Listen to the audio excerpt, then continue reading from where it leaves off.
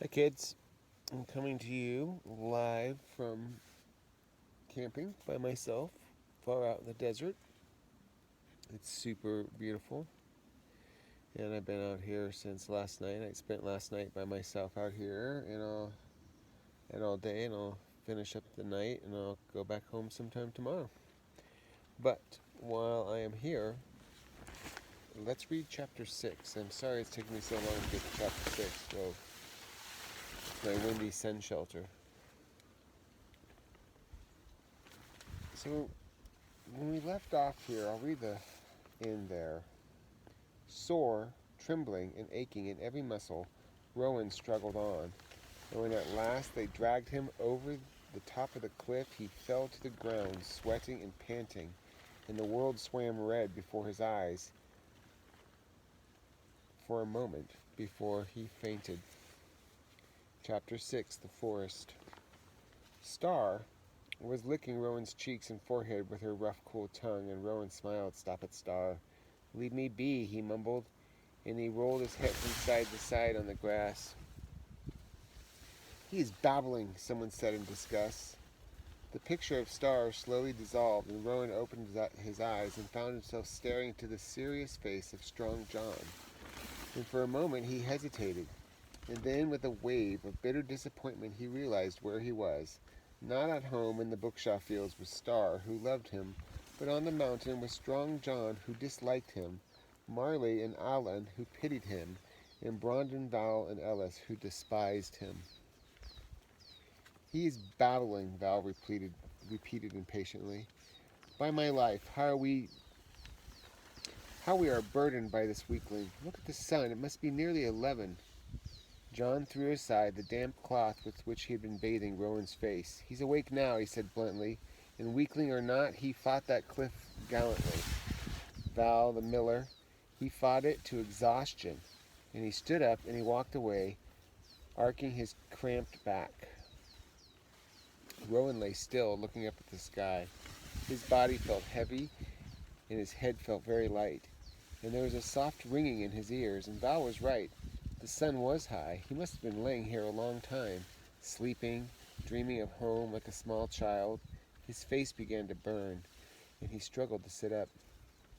"Easy, easy, boy, Rowan," Alan grinned as he knelt down beside him and supported his back. "We must crawl before we can walk. Have this," and he held a flask to Rowan's lips, and Rowan swallowed gratefully. "When you are feeling better," Alan went on, glancing meaningfully at the others, "we will move on to the forest. Here," and he dragged Rowan's pack toward him. "You can spend your time usefully by holding the map for us while we look at it once again."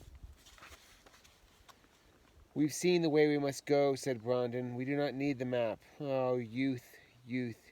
You must not forget that I am 3 years older than you, Brandon." Alun was smiling. "And my memory is failing fast." Rowan knew that Alan was only giving him something to do while he rested, but he slid the map from his bag and he unrolled it slowly. It would not hurt to study it again. His eyes traveled along the red dotted line, past the sketched-in stream bed, to the hole in which the water usually fell, the opening in the cliff itself, the entrance to the forest, beyond a high-pointed rock not far from where they sat. The path through. Rowan blinked, and he looked again. He tried to speak, but he almost choked. Alan looked at him and then glanced at the parchment. He exclaimed under his breath, and then he shouted, "John!"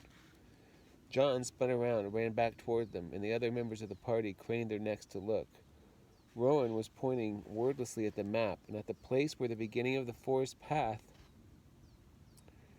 At the place, besides the beginning of the forest path, where there had once been a clear white space, there were now 6 lines of black writing. "Oh." And in a low voice, Alan read aloud the words, "Let arms be still and voices low. A million eyes watch as you go. The silken door to your pathway ends. There fire and light will be your friends. Then see yourself as others may, and catch noon's eye to clear your way." I like riddles. I'll read that one more time. "Let arms be still and voices low. A million eyes watch as you go. The silken door your pathway ends, their fire and light will be your friends. Then see yourself as others may, and catch noon's eye to clear your way. What nonsense is this? Demanded Val. Who has been playing the fool? No one has touched this map, Val, retorted Marley, and the words have appeared since we last looked at it. That is impossible, said Brandon, and she bent over the map, squinting at the words as though to find a clue how they'd come to be there.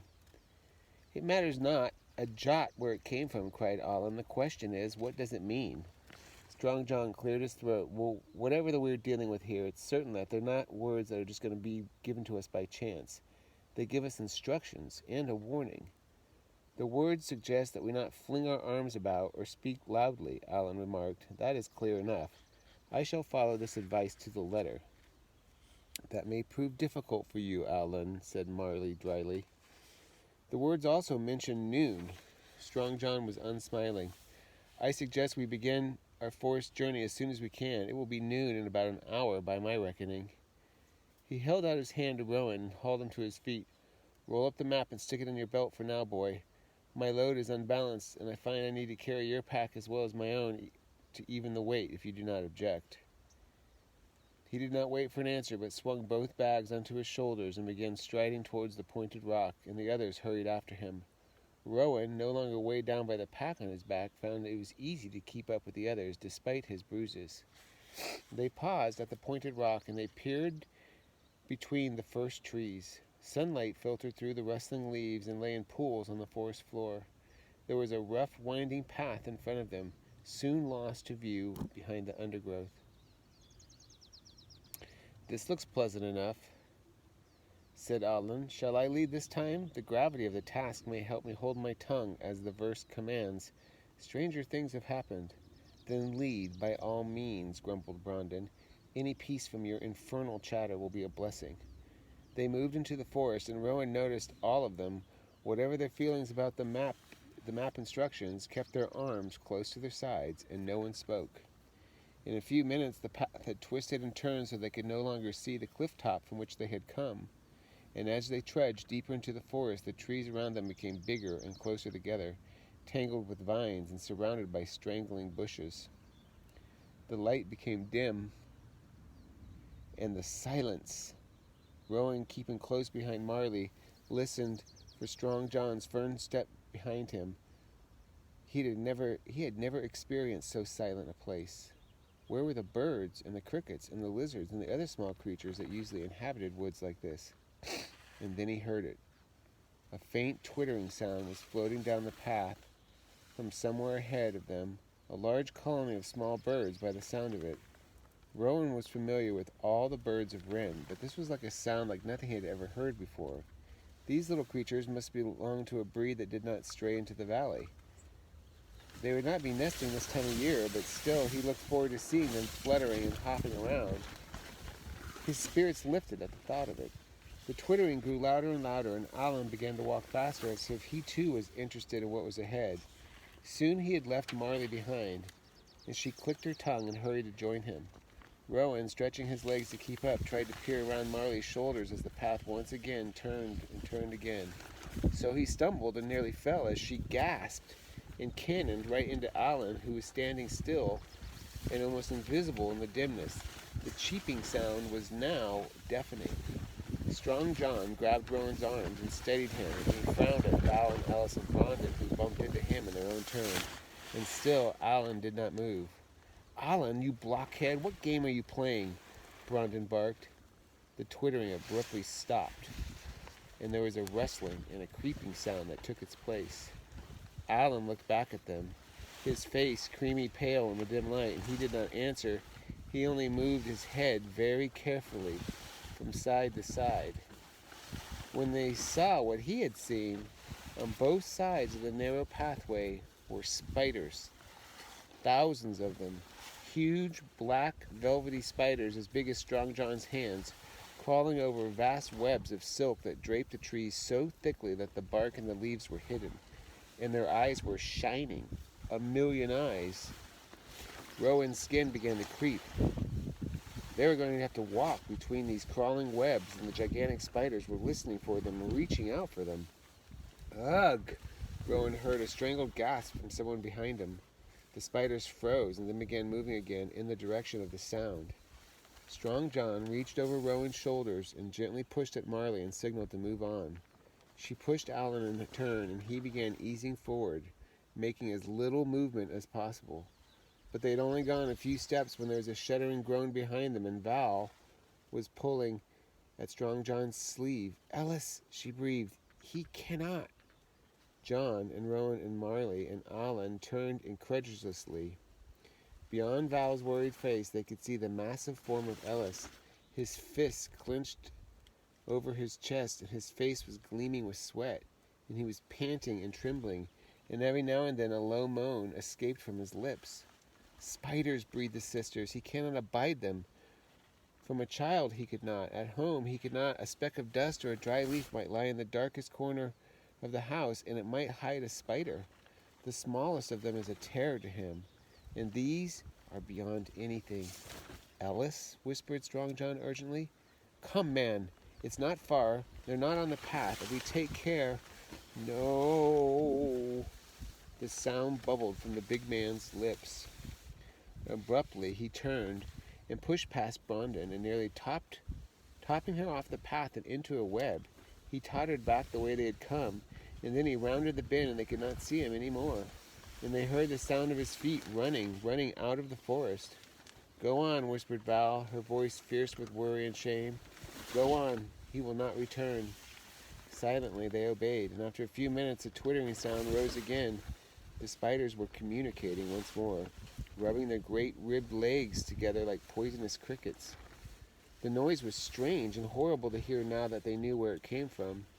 Rowan crept along behind Marley, breathing in shallow gasps, making himself as thin and as small as possible, trying not to look from side to side and trying not to think of the sticky white curtains that swathed the trees and the huge crawling spiders and their millions of eyes that were so close.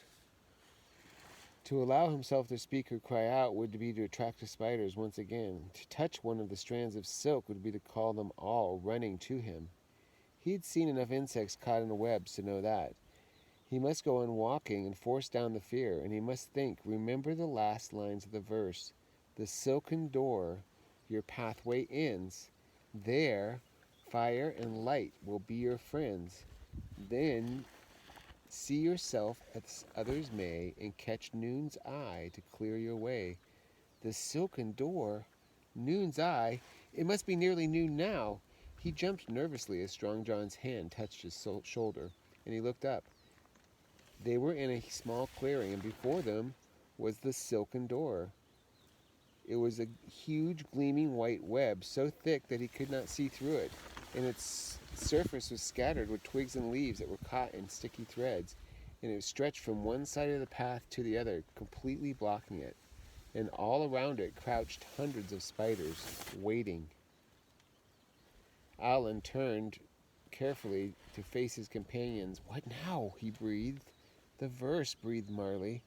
"The verse has no meaning," hissed Brandon. This Brandon person is kind of lame, often like just yelling at people. "Cut through the web and be done with it, Alan. Or, if you do not have the stomach for it, let me through and I will do it myself."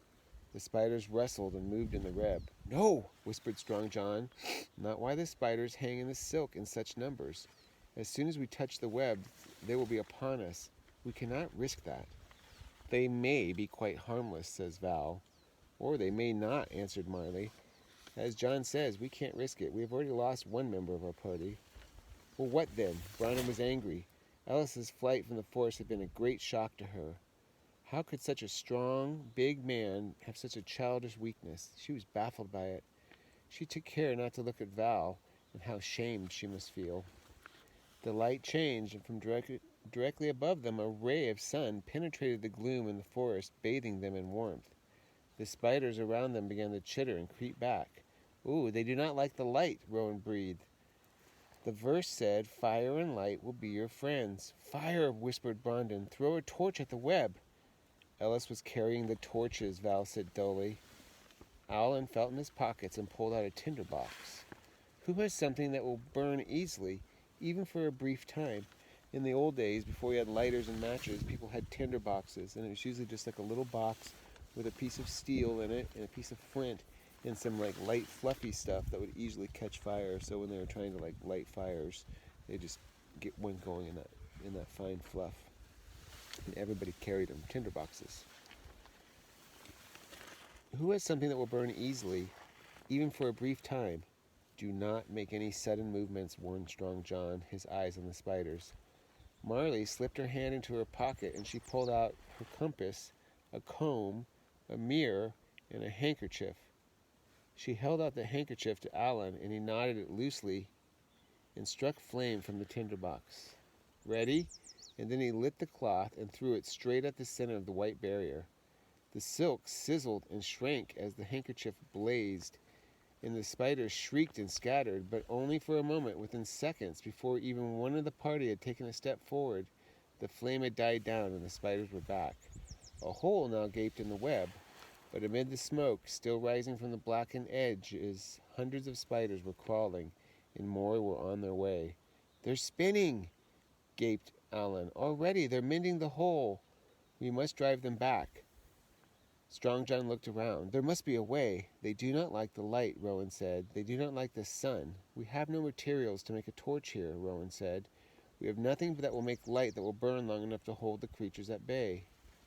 But Strong John had grasped Rowan's shoulders. "Rowan, the verse. Say the last lines." Rowan repeated in a low voice, "Then see yourself as others may, and catch noon's eye to clear your way."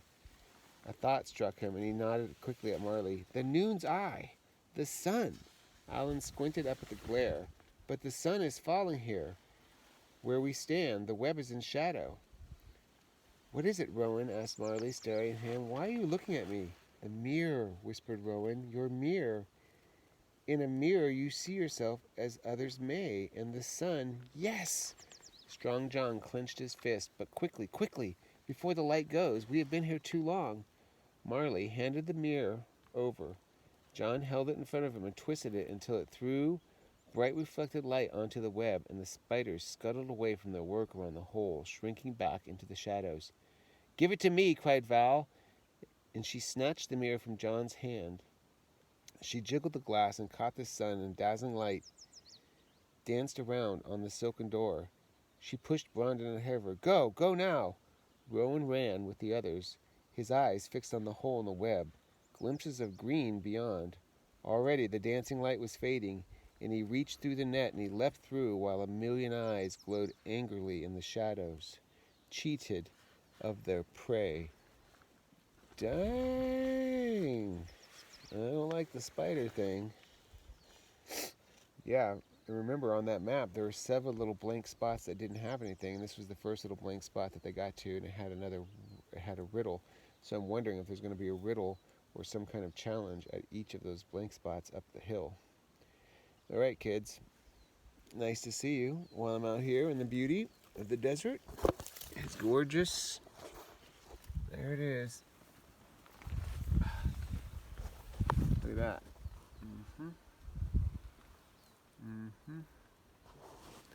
Pretty sweet. All right, see you later, kiddos.